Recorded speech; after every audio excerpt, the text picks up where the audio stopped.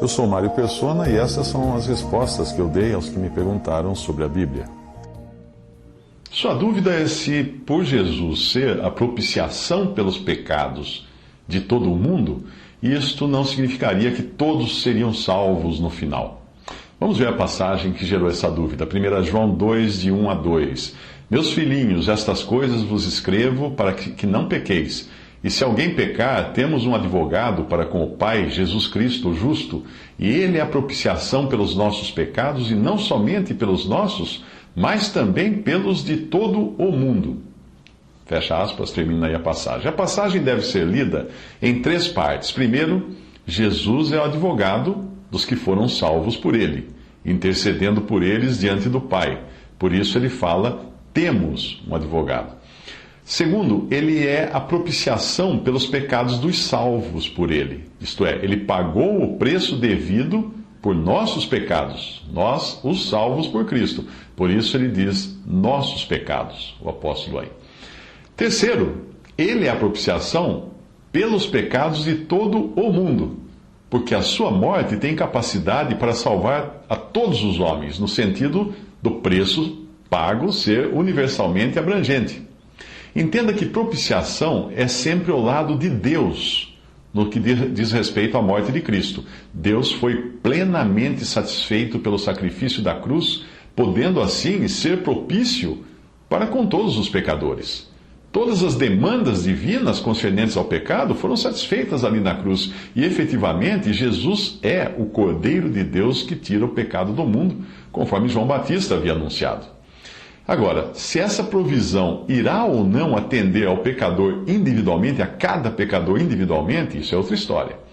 Ela está lá, disponível, e é por isso que pode ser hoje anunciada a todos.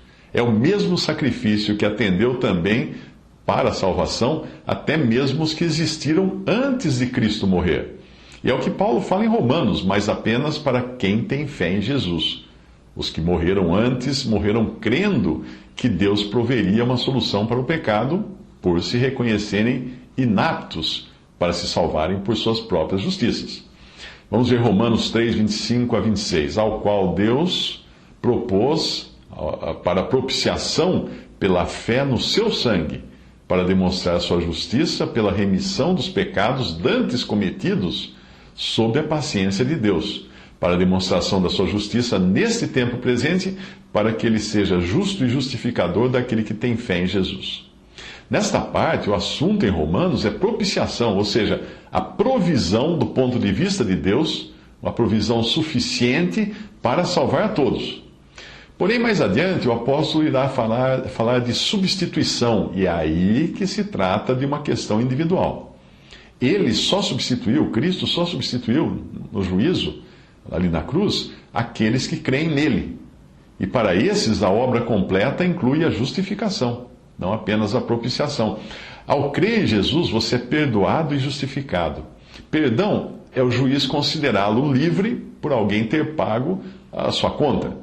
Justificação é o juiz convidá-lo para trabalhar com ele, por você ser idôneo e ter a ficha limpa. Romanos 4, 25, o qual por nossos pecados foi entregue e ressuscitou para a nossa justificação. Portanto, da perspectiva de Deus, a obra de Cristo é suficiente para todo o mundo, porque ele morreu pelos pecados de todo o mundo, ou ele é a propiciação pelos pecados de todo o mundo, 1 João 2,2. É como se alguém hoje chegasse a Deus e perguntasse, cabe mais um? A resposta de Deus seria, sim, pode entrar. Caso contrário, Deus poderia ser obrigado a responder a essa pessoa que, infelizmente, o lugar não é espaçoso o suficiente para caberem todos. Todavia, somente para os que estão dentro dessa obra é que vale a afirmação, os nossos pecados. Ele é a propiciação pelos nossos pecados. Para quem ainda não tem a salvação, ainda há tempo, porque ele é a propiciação também para os pecados de todo o mundo. Imagine Deus como alguém que dá uma festa e contrata um buffet para toda a população que já viveu e viverá no planeta Terra. Ninguém poderia alegar que não foi incluído no convite, mas é claro que nem todos estarão lá. Uns alegarão que precisaram ir sepultar o pai, outros que compraram um campo, precisam ir verificar, outros faltarão porque se casaram, etc. A parábola da grande ceia de Lucas 14 ilustra isso. Portanto, nem todos serão salvos, pois muitos não desejam ser salvos e nem mesmo querem a Jesus como Salvador. As passagens a seguir, Isaías 53, 12 e 2 Coríntios 5, 15, elas mostram que, apesar de Cristo ter morrido por todos, ele levou sobre si os pecados de muitos, não de todos. Se você crê nele, ele foi também o seu substituto na cruz. E os seus pecados, os pecados de você, estavam sobre ele naquele momento em que ele era julgado por Deus ali. Se você não crê em Cristo, os seus pecados não estavam sobre ele naquele momento. Mas havia um lugar ainda para serem colocados lá, só que não foram, porque você não creu. Isaías 53, 12, ele levou sobre si o pecado de todos? Não. Aí fala, ele levou sobre si o pecado de muitos, e intercedeu pelos transgressores. 2 Coríntios 5, 14 a 15 diz: porque o amor de Cristo nos constrange, julgando nós assim, que se um morreu por todos, logo todos morreram. E ele morreu por todos, para que os que vivem não vivam mais para si, mas para aquele que por eles morreu e ressuscitou.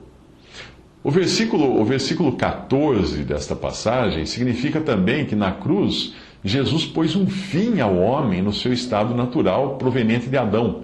A menos que você nasça de novo e seja nova criação em Cristo, como explica João 3, versículo 1 e 2 Coríntios 5, 17, você não poderá usufruir da salvação. Você continuará sendo visto por Deus como um morto em seus delitos e pecados, e o seu lugar, que estava disponível nessa festa de Deus, ficará vago. Efésios 2, 1. E vos vivificou, estando vós mortos em ofensas e pecados.